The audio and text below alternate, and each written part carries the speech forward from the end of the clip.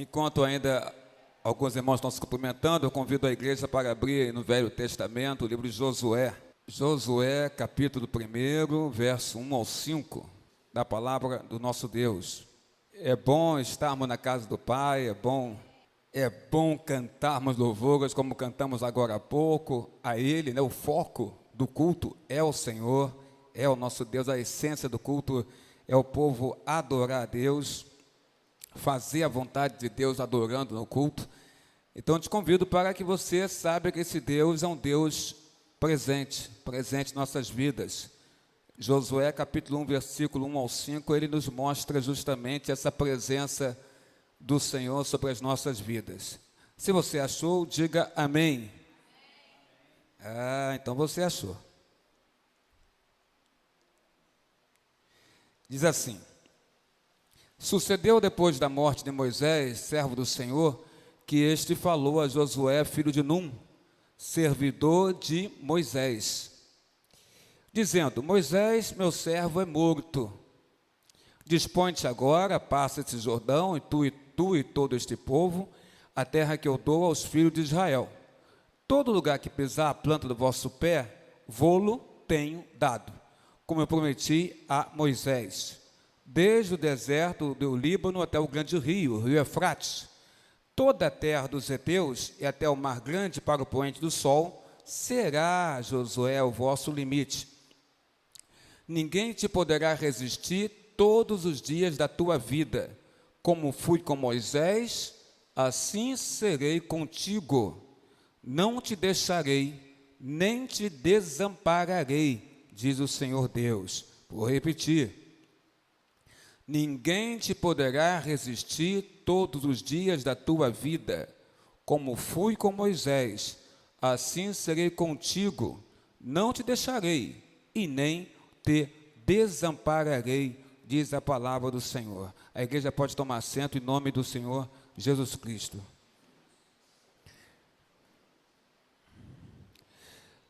Irmãos,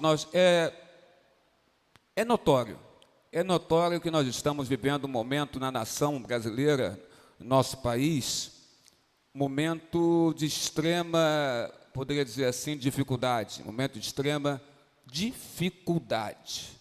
Estamos vivendo no nosso país momentos de grande tensão, momentos difíceis, momentos de tensão, momentos de sofrimento mesmo, momentos de dor, momentos também onde a dor, a lágrima, né? Momento de lágrimas também. E também estamos vivendo, junto com esse sentimento, junto com as lágrimas, com o sofrimento, com a dor, com a dificuldade, com a tensão, também estamos vivendo um momento de ódio gratuito na nossa nação. Podemos citar aqui momentos de dor, de sofrimento, de lágrimas, como, por exemplo, a morte do jornalista Ricardo Boechat. Momento de dor, consternação na nação brasileira, que via nele uma voz forte, influente, uma voz em que se pode confiar. Mas Boechat morreu na queda daquele helicóptero, que não somente retirou a vida dele, mas também retirou a vida do próprio piloto do helicóptero.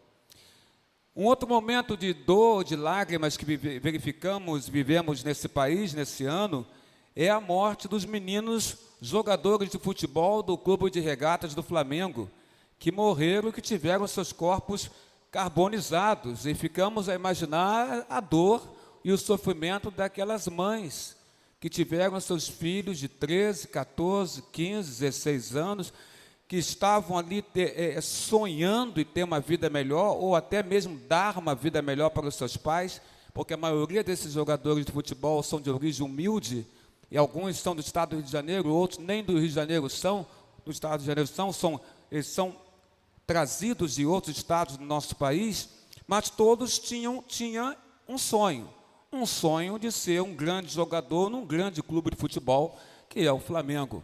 Mas tiveram o seu sonho cortado com essa morte.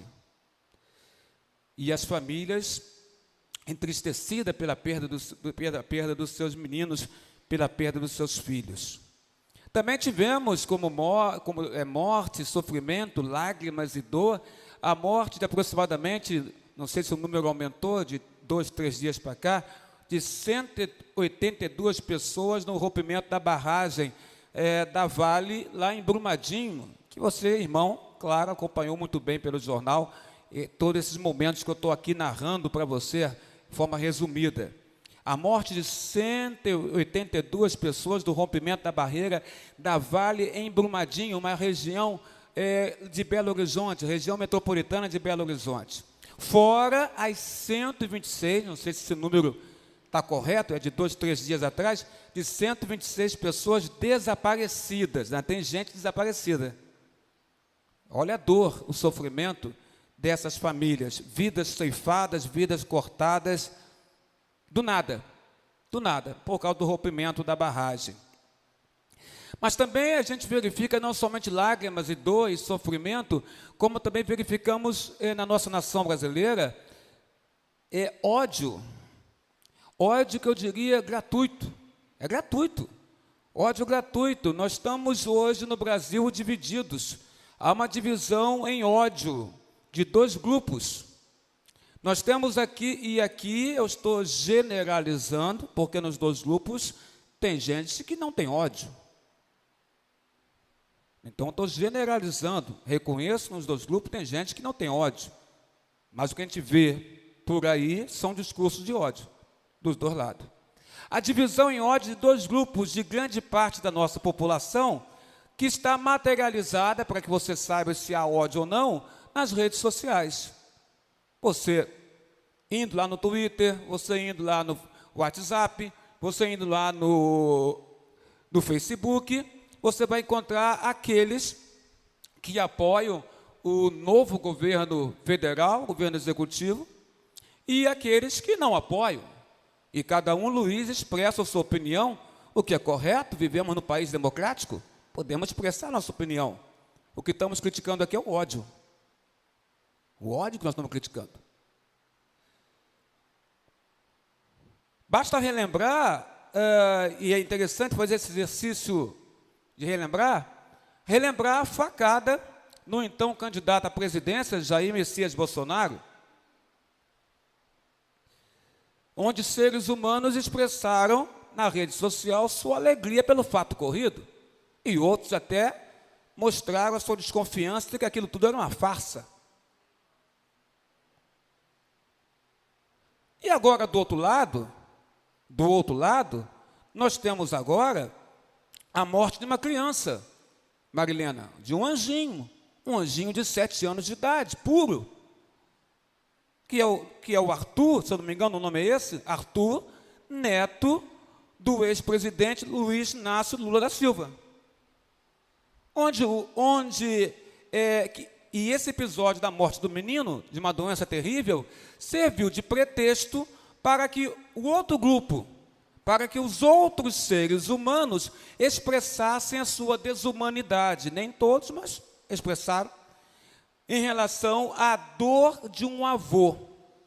Cada grupo, então, os que são contra, os que apoiam, eles possuem seus argumentos irrefutáveis, Dulce Pereira, irrefutáveis. Vai discutir com este que apoia esse ou que este que não apoia esse. Todos têm seus argumentos irrefutáveis. O que você falar, haverá um argumento à altura daquilo que você falar. E se não houver, mesmo assim a pessoa mantém a sua posição. Cada grupo, então, tem seus argumentos irrefutáveis, que provam a sua tese particular, divulgada no Facebook, no Twitter, no WhatsApp, que prova a sua tese particular. E que tese particular seria essa? Divulgada nas redes sociais, que eles ou elas estão certos naquilo que escrevem, naquilo que falam e naquilo que sentem. Agora, como dizem os jovens, presbítero Zé Rita, nós dois que somos mais avançados em idade, eu e o senhor, como dizem os jovens, vamos aprender com os jovens, né? Os jovens usam uma expressão interessante, vamos combinar? Então vamos lá, vamos combinar? A desumanidade e a malícia já está nos cansando, não é verdade? Já está cansando a todos nós. O discurso do ódio, a malícia já está cansando a todos nós. E só vem a provar uma coisa, que de fato este mundo está debaixo da influência do mal. Seja através de Satanás, que jaz neste mundo, e seja, como diz Tiago, pela própria vontade do homem, vontade esta corrompida. Pela influência de Satanás, que na verdade Satanás é o grande adorado nesta festa, ou adorado direta ou indiretamente na festa que se iniciou ontem, que é a folia de carnaval. Satanás é o grande adorado na folia de carnaval, e nós estamos vivendo períodos da festa de carnaval. Estamos na igreja hoje, domingo de manhã, e estamos num domingo que lá fora se diz que é o domingo de carnaval, e a igreja está na casa do Pai, cultuando ao Pai. Mas o grande adorado na folia de carnaval, na festa de carnaval que se iniciou ontem, sábado, domingo, segunda e terça, o grande adorado é Satanás. Eu diria que muitos que estão aqui, e graças a Deus, muitos vieram para este culto desta manhã, já choraram a dor do luto, porque tem pessoas aqui que perderam entes queridos. Muitos que estão aqui já passaram pelos reveses da vida, e a vida tem nos dado reveses a todo momento. Reveses na família, quem não passou?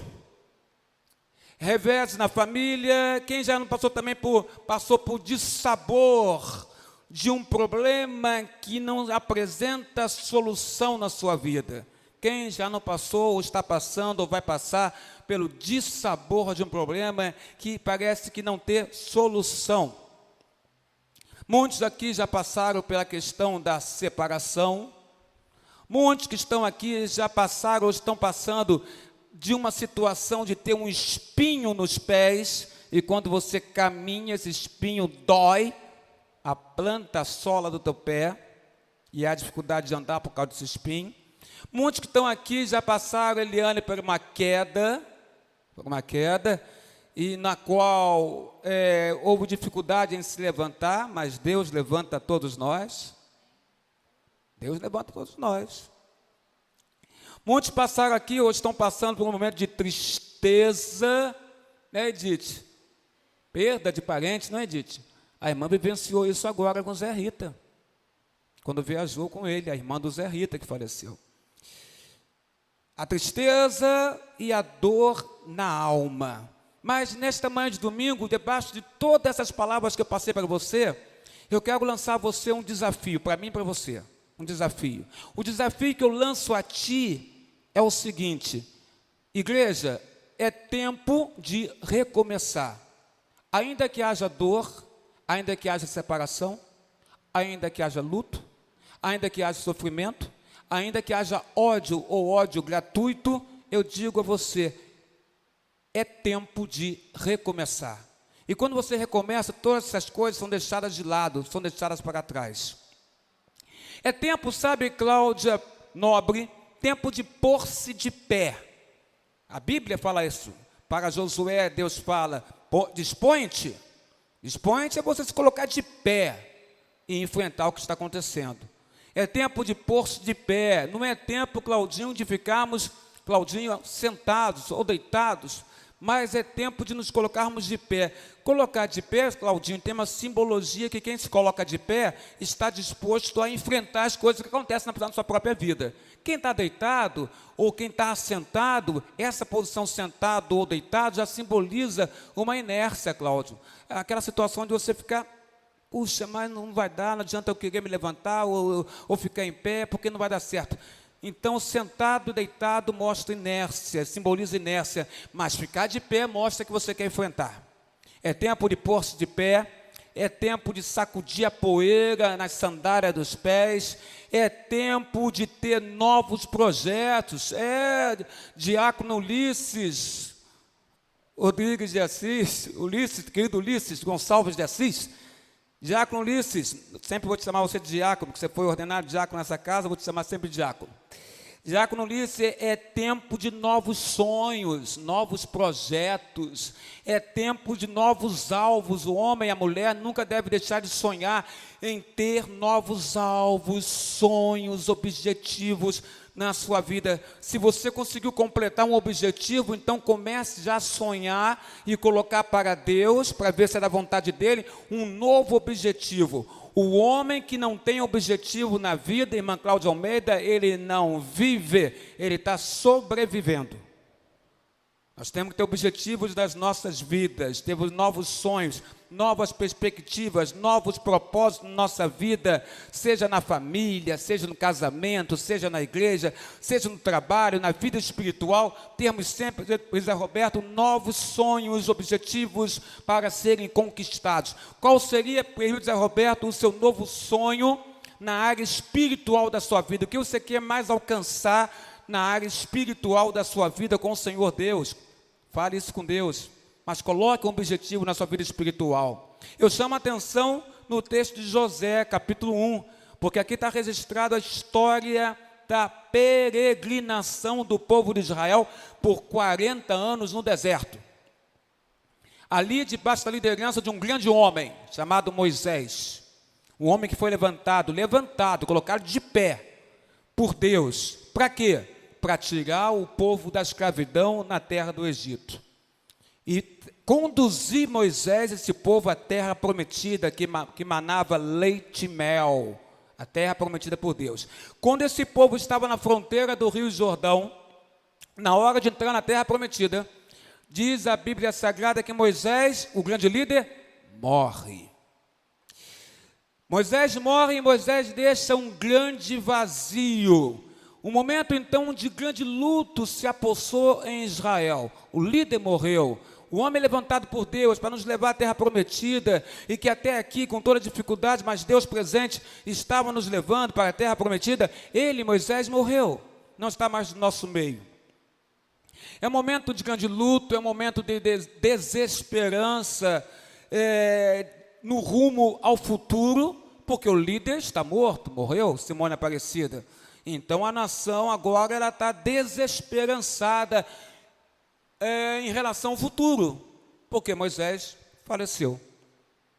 E nesse momento de perplexidade da nação, que ela está com medo, que ela não tem confiança no futuro que ela vai ter. Aliás, o futuro para essa nação parece um futuro sombrio, é que Deus aparece. E Deus aparece falando a alguém, e esse alguém é Josué, filho de Num. Josué, que era discípulo, servo de Moisés. Então ele diz: Moisés, meu servo, é morto. Levanta-te, Josué, agora, e leva este povo à terra prometida, assim como eu, Deus, teu Deus, Senhor dos Exércitos, fui com Moisés, eu serei contigo, Josué. Ser forte e corajoso. Deus sempre fala isso. O Giovanni Si canta essa canção maravilhosa, né, Eliane? Ser forte e corajoso. Ser forte e corajoso são duas situações, irmã Eliane. Nós temos que ser fortes. Ser forte é você estar de pé e fazer o enfrentamento das coisas que perturbam, que estão te perturbando, que estão te incomodando, que estão querendo fazer você sentar, ou pior, fazer você cair. Ser forte, seja forte, mas fortalecido em quem? Em Deus. Em Deus. Ser forte, ele diz Josué, mas não somente forte, mas seja corajoso. Quem é corajoso age com ousadia. Quem é corajoso não dá apenas 2 passos. Quem é corajoso dá 4 passos, 6 passos, 8 passos, 10 passos, porque a coragem leva ele a ousar, a avançar e ir mais à frente. Aquele que é corajoso, ele quer aumentar os seus limites, ele quer passar os seus limites. Não temas, diz Deus para Josué, porque onde pisares, Josué, a planta do teu pé, aí eu te darei esta terra. Onde Josué colocasse a planta do pé dele, Deus daria aquela terra para o povo. Portanto, ousa, Josué, avança, Josué, caminha, Josué, não para, Josué, continua seguindo em frente, Josué, porque aonde você pisar, e se você pisar em diversos lugares, esta terra eu vos te darei. Sabe o que significa isso, Igreja Presbiteriana de Irajá? Significa algo muito lindo, mas ao mesmo tempo algo que nos chama a ousadia. Significa que nós somos, por Deus, ou por esta vida que vivemos aqui na terra, nós somos desafiados tantas vezes nessa vida a nos levantarmos, a nos colocarmos, Manilda, de pé. Tem hora que a gente quer ficar sentado, né, Manilda? Tem hora que a gente quer ficar deitada ou deitado. Tem hora que nós queremos continuar na cama, irmã Nilda, de olhos fechados, porque assim a gente finge que está tudo ok, que está tudo bem. Abrir os olhos, se levantar, significa que eu vou ter que olhar e encarar a realidade da minha vida, que, irmã Ruth Novaes, nem sempre é agradável para mim. Mas nós somos desafiados, irmã Ruth, a nos levantarmos. O povo de Deus, ele é ousado porque ele possui a intrepidez do Espírito Santo nele. Então nós somos desafiados a nos levantarmos e recomeçarmos. Quando parece que o cenário presbítero José Rita é sombrio demais, quando parece que o cenário é dramático demais, quando parece que o cenário é, Luciana, minha esposa, doloroso demais, vem as seguintes perguntas: como recomeçar depois, por exemplo, de um luto, quando você perde alguém tão querido? Como você pode recomeçar depois de uma perda, algo que você tinha e que não tem mais, que se perdeu e que você sente falta daquilo? Era necessário para você, só que você não tem mais. Como recomeçar depois de uma perda? Como recomeçar depois de uma tragédia?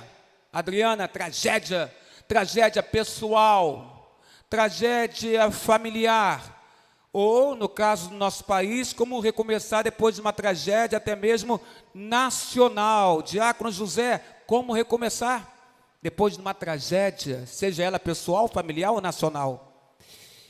Como recomeçar com os olhos molhados de lágrimas, porque com os olhos molhados de lágrimas eu não enxergo direito, as lágrimas atrapalham eu enxergar o que está à minha frente. Como recomeçar com os olhos cheios de lágrimas que embaçam a minha visão? Eu te digo que, por pior que seja a situação, e por mais sombria seja a situação, por mais dramático seja o cenário que você esteja, ou eu, ou nós, vivendo, particularmente na sua vida pessoal, na sua vida familiar, na sua vida no trabalho, na sua vida na igreja, ou na vida deste país, eu digo algo para você que é maravilhoso, Diácono Ulisses: Deus está no trono, e se Deus está no trono, Deus não morreu. E se Deus não morreu, eu posso seguir a minha vida, porque a minha vida está debaixo da orientação dele, do meu Deus, e ele não morreu. Ele está sentado no trono, está vivo, olhos abertos, com o cetro do rei na sua mão, que mostra que ele possui a majestade e o controle desta terra, ainda que Satanás a influencie. E ainda que o ser humano queira o tempo inteiro demonstrar e fazer prevalecer a sua própria vontade. Mas Deus está acima tanto da vontade do homem, como da vontade, ou desejo, ou da força, que para Deus é pequena, de Satanás. Mas para nós homens não é tão pequena assim a força de Satanás. Deus não morreu, igreja, não morreu. Deus está no trono. Que palavra boa, irmã Nilda. Quando a senhora for deitar hoje à noite, a senhora pensa nisso. Deus não morreu, Deus está no trono, posso dormir em paz. Deus tem o controle de todas as coisas, Ele é poderoso para fortalecer. Lembra, irmã Eliane, ser forte e corajoso. Deus é poderoso para fortalecer. Fortalecer o que, irmã Odalice? Fortalecer seus braços, fortalecer seus joelhos, fortalecer suas pernas, fortalecer seus pés, para que você possa levantar e continuar a sua jornada. Porque assim como Deus agiu no passado, como mensageiro da palavra de Deus desta manhã, eu digo, como Ele agiu no passado, Ele vai agir no presente também. Assim como Ele foi fiel em nos preservar até aqui, e tem sido fiel, estamos todos aqui, fomos preservados por Deus. Ainda que tenhamos enfrentado dificuldades, fomos preservados por Deus, estamos na casa do Pai, estamos juntos em comunhão ao Senhor. Assim como Ele tem nos preservado até aqui, eu creio que Ele há de nos conduzir em triunfo, Simone Aparecida, daqui para frente. Ele há de nos conduzir em triunfo. Mas o que Josué precisava para prosseguir? Para seguir caminho, seguir jornada? Moisés morto, Josué o líder. Deus fala, dispõe-te. O que ele precisava? Primeira coisa, ele precisa de algo que eu e você precisamos também. Ele precisava de bom ânimo. Ânimo. Mediante tudo que acontece nessa terra que a gente está vivendo, o crente tem que ter bom ânimo, ter força, ter alegria no Senhor. Deixa eu te dizer uma coisa, o desânimo é uma coisa terrível, o desânimo é algo contagioso, a moléstia invisível, mas real no ser humano, e ela é contagiosa. Alguém desanimado pode se achegar a você e com o desânimo dele ou dela, desanimar você. Vou fazer isso. Mas você acha que você vai conseguir? Isso já começa a colocar dúvidas na sua mente, se você vai conseguir ou não. O desânimo é contagioso. O desânimo é a incapacidade de prosseguir, mesmo diante das promessas de Deus. Deus tem nos prometido diversas coisas na sua palavra, mas o desânimo é aquele artefato, aquele instrumento invisível, que ele faz simplesmente, ele me faz ter a incapacidade de prosseguir, porque eu não vou acreditar nas promessas que Deus tem para a minha vida. O desânimo faz a gente desacreditar de Deus. Tem gente que tem desânimo crônico. O tempo inteiro aquela pessoa está desanimada, o tempo inteiro aquela pessoa não consegue enxergar nada de positivo na sua vida ou na vida de outros, ou na vida da própria nação, da família, do trabalho, o que for. Desânimo crônico. Tem gente que está desanimado até antes mesmo de receber o desafio. O desafio nem foi lançado a ti e a pessoa já está desanimada. E ela nem foi desafiada ainda, mas já está desanimada. Eu digo para você o seguinte, irmão. Eu quero levantar aqui esta possibilidade para você não se deixar capturar ao desânimo. Não se deixar. Não desanime, não desista de você, seja você jovem fisicamente, ou seja você alguém já em termos físicos mais amadurecido, não desista de você. Não desista do seu lar, não desista do seu casamento, não desista dos seus pais, não desista dos seus filhos, não desista da sua vida, não desista da sua família, não desista, amado, do nosso país. Não desista. Por que, meu pastor? Está tudo tão difícil. Porque é hora de recomeçar. Dispõe-te, coloca de pé. É hora de recomeçar. É hora de pôr os nossos olhos naquele que nós devemos colocar os olhos. Quando entramos para um culto e adoramos e cultuamos, nós adoramos e cultuamos a quem? A nós mesmos, para nos dar prazer e sairmos alegres daqui? Não, a gente vem no culto para adorar e cultuar a Deus. Então não desista, porque é hora de você pôr os olhos no nosso Deus. E quando você põe os olhos em Deus, você recebe esse mesmo Deus para o teu coração e para a tua alma esperança. É hora de crer que apesar de Satanás ter esse poder de influenciar, e ele tem, Deus está no controle, apesar disso. Apesar das tragédias que assolaram o Brasil, e nós testemunhamos pela televisão, e outros testemunharam, até porque estavam próximos ao fato ocorrido, mas apesar das tragédias que assolam o Brasil, ou que porventura esteja açoitando a sua vida, coloque teus olhos em Deus, coloque os teus olhos no Senhor, porque das mãos dele existe poder para reverter todo o quadro negativo que se apresenta nessa terra.